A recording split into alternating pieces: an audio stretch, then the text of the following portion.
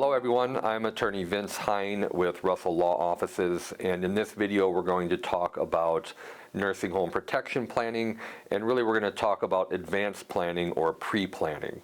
Now I say nursing home protection planning, but that could include assisted living planning, and really we're talking about planning in advance so you don't have to sell off your assets to cover your cost of care once you go to a nursing home or assisted living facility. And so generally we use an irrevocable trust for this. We transfer assets such as the family home, maybe additional assets, the cabin up north, whatever it might be, could be financial assets as well. We put them in that irrevocable trust, and we want to get past that 5-year look back. So that you might have heard of, but we want to do the planning. If we're talking pre-planning, we're really talking 5 years or more in advance of when you would go to a nursing home or an assisted living facility. So that's the purpose of pre-planning.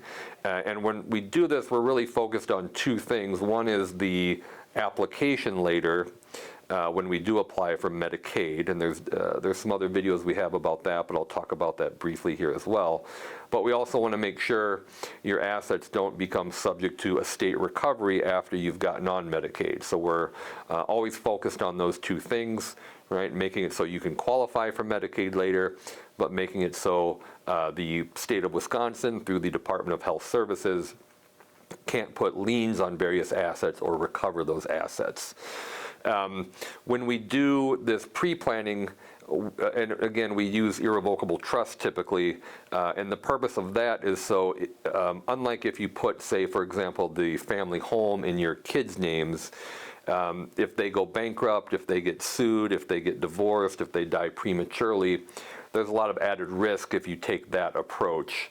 It's also bad for tax planning because now your tax cost basis just got transferred to those recipients, right? The donee, the person who's taking it, takes the donor's tax cost basis, so when they sell it later, there's going to be a tax bill. Whereas if you had it in a properly drafted irrevocable trust, your beneficiaries, generally your children, would get what's called a step up in the basis and thus be able to sell that asset or those assets tax-free.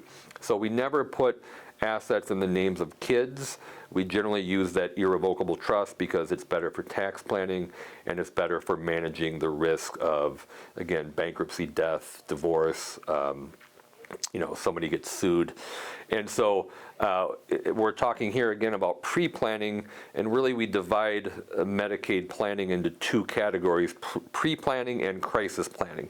Pre-planning means you don't know when you're going to get sick, but we want to plan now. Crisis planning means somebody is sick and they're going into the nursing home. So the purpose of this video is to talk about pre-planning, and again, this is really where irrevocable trusts get used, financial powers of attorney that have advanced language for Medicaid planning, such as gifting, etc., also get used. So it's never too late to plan, but the more you can plan in advance, the better. So I hope you learned something from this video. Again, I'm attorney Vincent Hein with Russell Law Offices, and what we just talked about was Medicaid pre-planning or nursing home protection pre-planning as opposed to crisis planning. Thank you.